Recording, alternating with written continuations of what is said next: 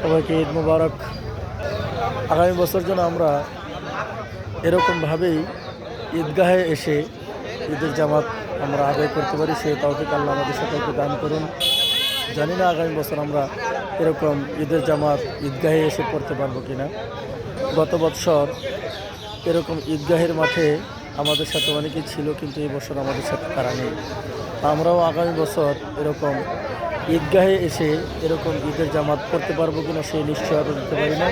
আমাদের সকলকে আল্লাহ তাআলা আগামী বছর রমজান মাসে রোজা রেখে আমরা যেন ঈদগাহে এসে ঈদের জামাত আদায় করতে পারি, সেই তৌফিক আমাদেরকে আল্লাহ তাআলা সকলকে দান করেন, আমিন। সকলকে জানাচ্ছি আমার পক্ষ থেকে পবিত্র ঈদ উল ফিতরের শুভেচ্ছা।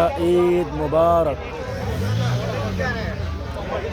আলহামদুলিল্লাহ, সবাই ঈদের জামাত আদায় করে ছবি তোলা নিয়ে ব্যস্ত আছেন, অনেক আনন্দ করছেন, অনেক ফুর্তি করছেন। এরকম আনন্দ আমরা প্রতি বছর